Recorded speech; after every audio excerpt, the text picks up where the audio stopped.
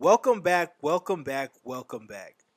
I am your host, I am your co host, Marcus Flowers, aka Flo, aka Call Me What You Want, Just Don't Call Me Lazy, aka One Marcus Flowers on all social media platforms. And I am joined by my co host. Y'all know who it is, Metro Meta, the one who rises above all else, Grimm's favorite son, and we are here to talk about the illustrious Aquaman movie. Okay, so what are your first thoughts about it, Morgan? I will come out and say this is the way I want DC to continue going. Like this is what I want them to keep doing.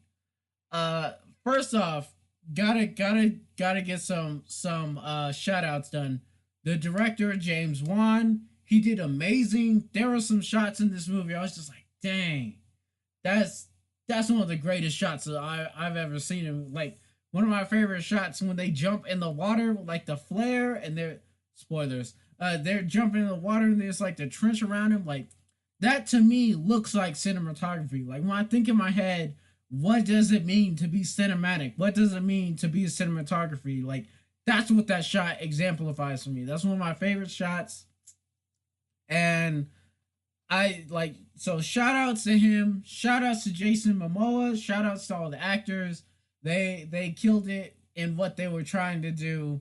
I think they did their parts just as good as they could.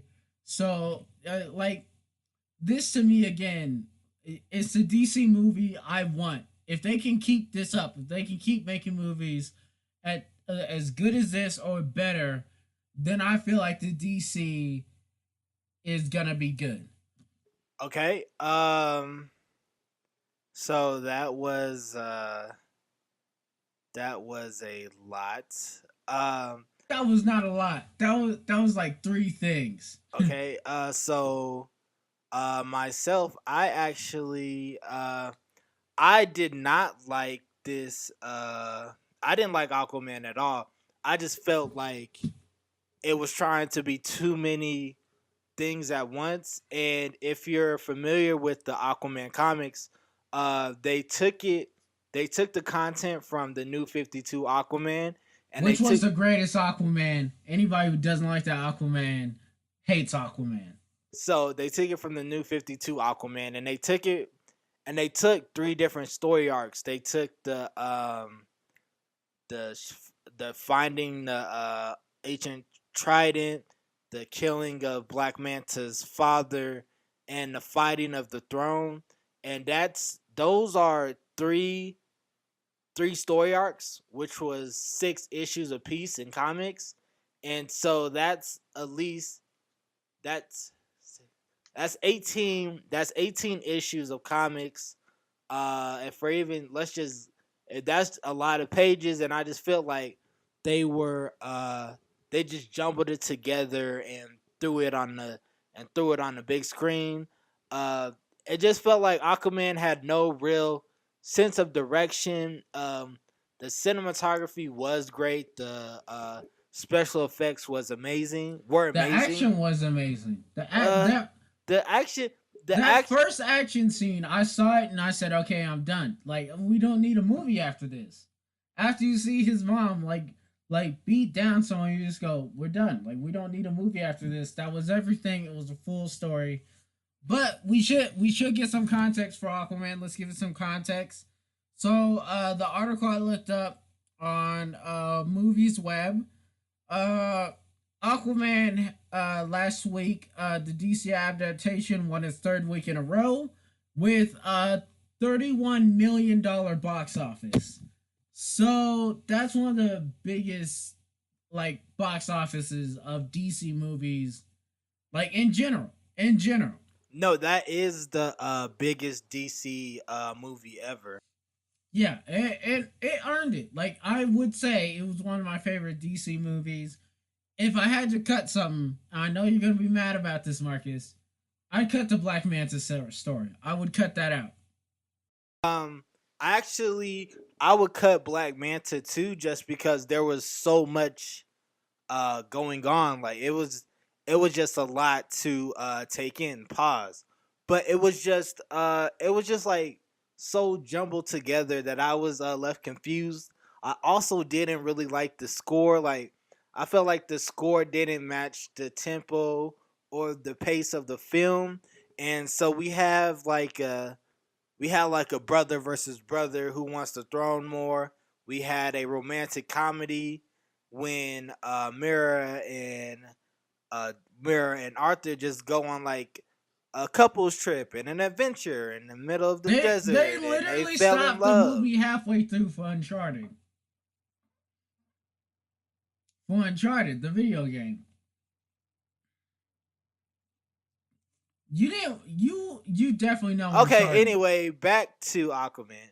Yeah, they just there was so much going on that, and I felt there was no real character development.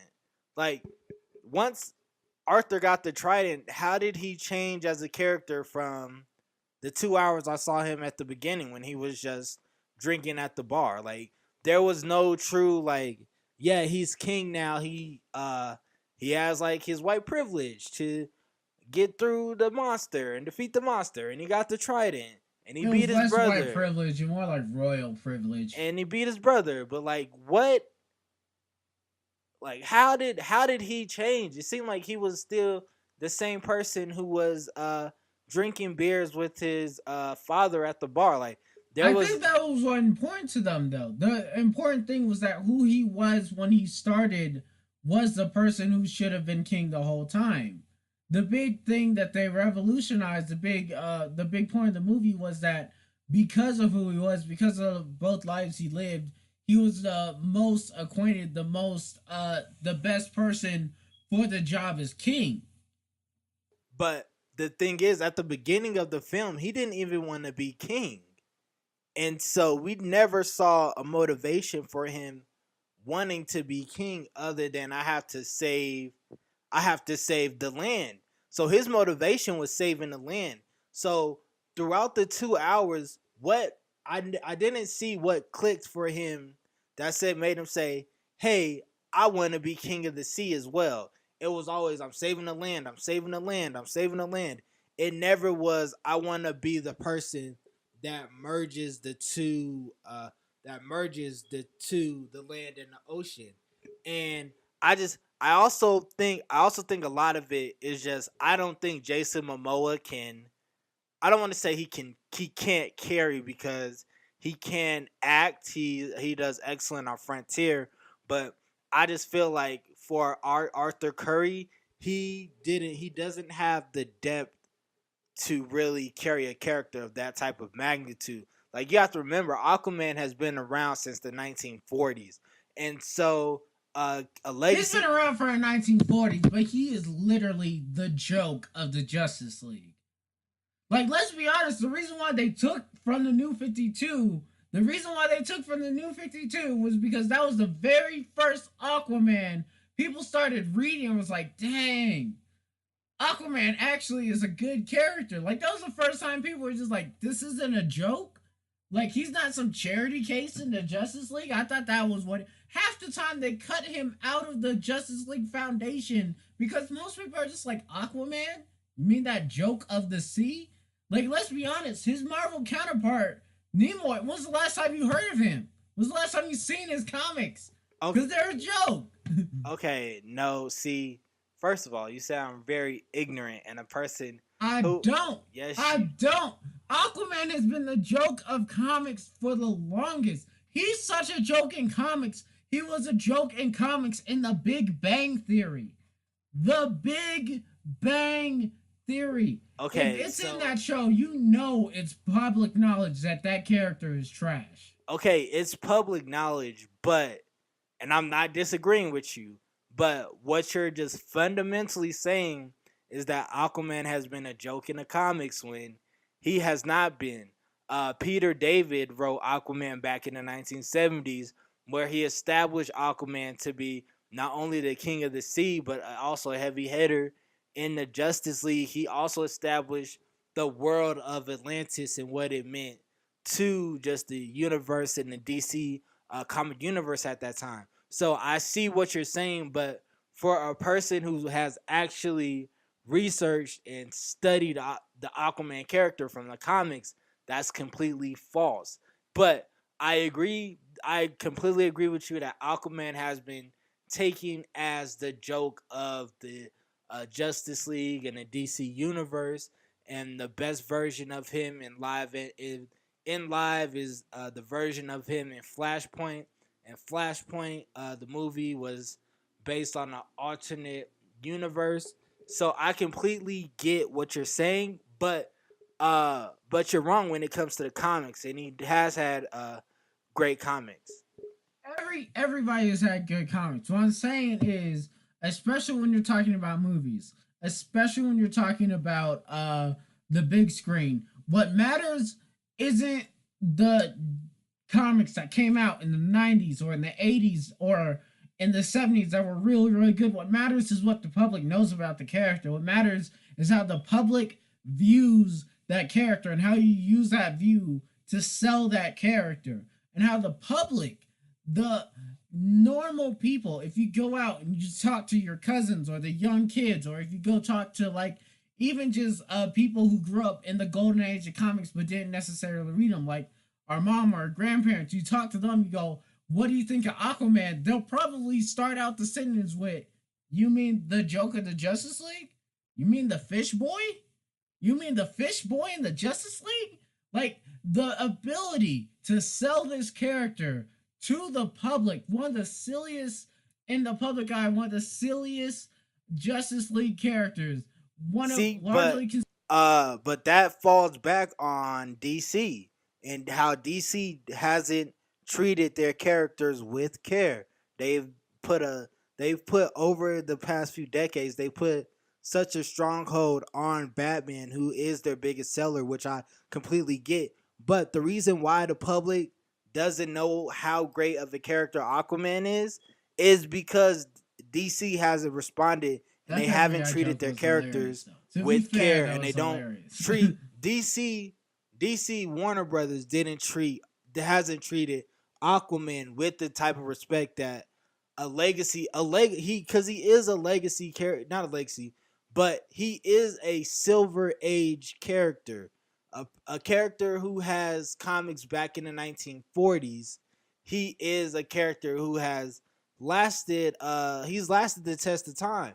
And so when you have like the Family Guy jokes, and even like what you said, the Big Bang Theory, that's not That on Family Guy joke was hilarious. that's To not be on fair, that was hilarious. that's not on that's not on the public's opinion to say, hey, that's the joke of the DC universe. No, that what they needed to do, that should have been DC's and Warner Brothers key that say, hey, this is one of our longest standing characters. We need to treat him with respect. But instead of doing that, they remain silent, and silence is omission. So when you do that, people are going to run with their own theories, which is why people think like you when they say Aquaman is the joke of the Justice League.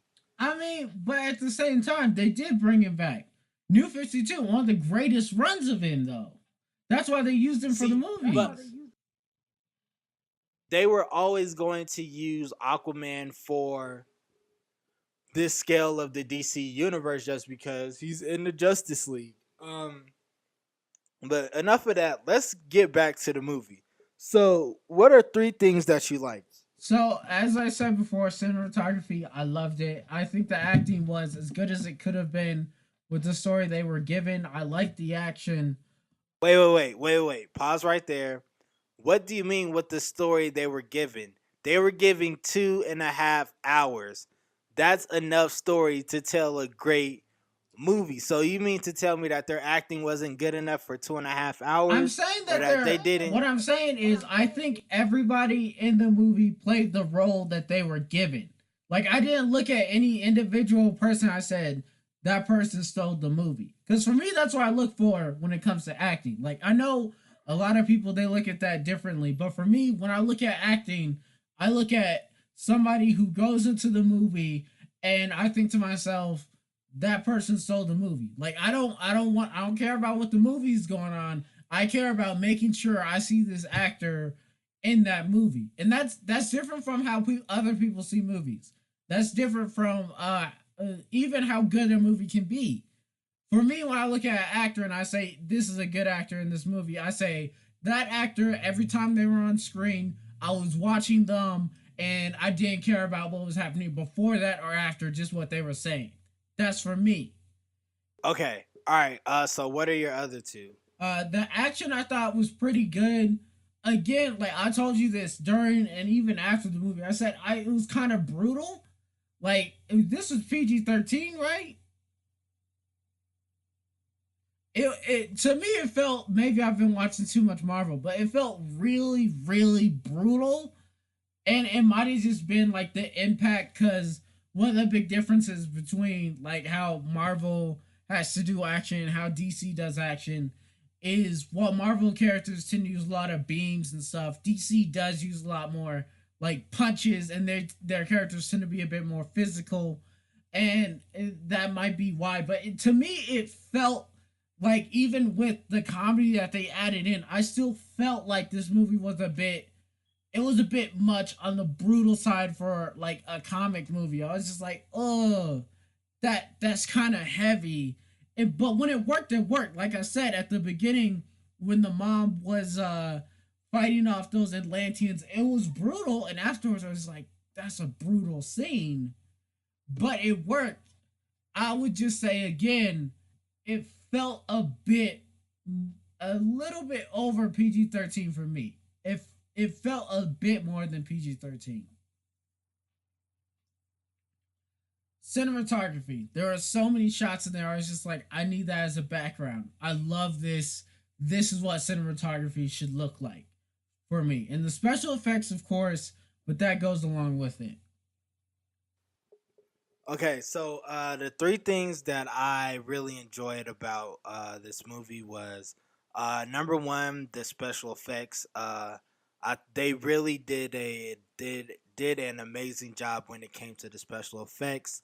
I was a little bit worried about how they would portray Atlantis, just because in previous DC Universe films is very dark, is very gritty. So to see them fully embrace Atlantis was a great, refreshing thing. And so I said the special effects. Number two, the cinematography. I really did enjoy the shots that were taken there. I think there are a few shots that were too close. I would have made it different, but not to hate, but I did really enjoy the cinematography. And last but not least, I really enjoyed the acting of let me see, uh, of Mara, which Amber Heard. I feel like out of all the characters in the movie, I felt like she really carried the film, just from every standpoint. Her character, we saw her character develop and increase and fall in love, and even even she had a great balance of being between being royalty and also being a rebel, which is something that DC hasn't really gone out of their way to do. So, what are the three things that you did not like? One of my friends had told me this, and he said Aquaman is the greatest Aquaman video game that they never made. And that to me screams what has happened is just that, like you were saying, they had so many storylines. Is that to me it seemed like this was a video game they turned into a movie. There are so many parts where I was just like, that could have been a water level. There's a puzzle. There's a side quest. There's this. So for me, it seemed like they were trying to like have the epicness of like a long form story, but it honestly to me it seemed like they didn't expect to have an Aquaman 2. I feel like a lot of it was just them saying DC's going through a lot of changes. Aquaman's kind of the joke of the DC universe. I don't think we're gonna have a sequel. Let's throw everything into the pot, because if we don't play with it now, we're not gonna get another Aquaman movie for like another 50 years. So we gotta make everything count now. And that to me I think was the catalyst of why it was so long and why a lot of people might not like it. It's just it was just like it feels like they're just like it's like a clearance sale. They're just like Aquaman's going now, everybody buy. That for me is the end of it. This is the end of like my problems with the movie. Okay, and oh, that's all. That's all you didn't like about it. Yeah. Okay, so my three. So of course, like Morgan said, the storytelling could have been much better.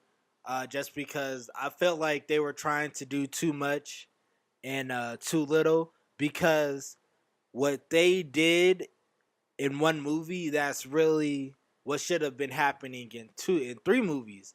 We should have got why Black Manta hates Aquaman in movie one. We should have got Aquaman going after the Trident in Aquaman 2. And we should have got Aquaman facing the throne in Aquaman 3. And so I just feel like they were trying to do too much. I also feel like they rushed the love story between Mira and Aquaman. And even though they've met for like only like 3 days, they were probably madly in love, which is like, I guess I get it, film, but all that. Number two, the length of the movie. So that goes back to storytelling. I just felt like it was way too long. And last but not least, I did not like how my guy Black Manta went out.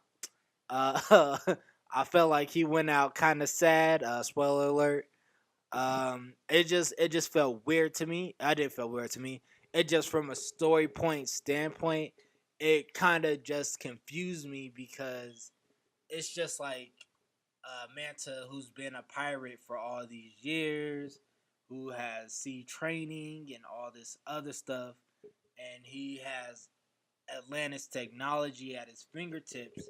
For him to just completely lose a battle with Aquaman so bad, and Aquaman clearly he's been training, but he hasn't been like.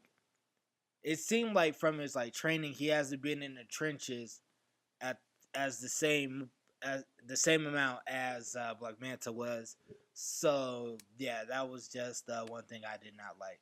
So Morgan, what would you give this out of 10 stars? 7.5. Okay, yep, I will give it a 6. Now, would you want to see DC continue in this path though? It all depends. I think it's a great step forward. I actually I'm very, just because I'm not a DC universe fan, so I don't really care that much. But I guess it really doesn't matter. Shazam comes out next year, so Shazam actually looks pretty good though. yep, and we'll see. And Wonder Woman 1984 comes out, so we'll see that. Does that come out next year No, or that comes the out. year I think that after? comes out this year. There's also a Joker film that comes out soon, so we will see that. But thank you for listening. Uh, Once again, I am your co-host Marcus Flowers, aka Flo, aka call me what you want, just don't call me lazy, aka One Marcus Flowers on all social media platforms. That is my co-host Morgan. Follow him on social media at Metro Meta 26. Follow 26 in Glencoe on social media at 26 in G on Twitter, at 26 in Glencoe on Instagram, 26 in Glencoe Media Network on Facebook. Follow us on YouTube at 26 in Glencoe Media Network. We've had a pretty full week. So this is coming out on Friday. On Tuesday we have two special. I mean, not Tuesday. Well, yeah, yes. On Tuesday we had a Metro Meta drop. On Wednesday we've had a Super Flow Bros and a Dust Off the Cartridge drop. On Thursday we did a one shot of Pokemon Let's Go Eevee, Pokemon Let's Go Pikachu. We also did a Captain Marvel, a special daily planning review of the Captain Marvel trailer.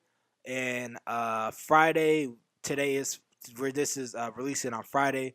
We are dropping not one but two reviews. Of course, this one, Aquaman, and the number two will be about the first three episodes of Young Justice. So thank you for your time, and until next time, peace.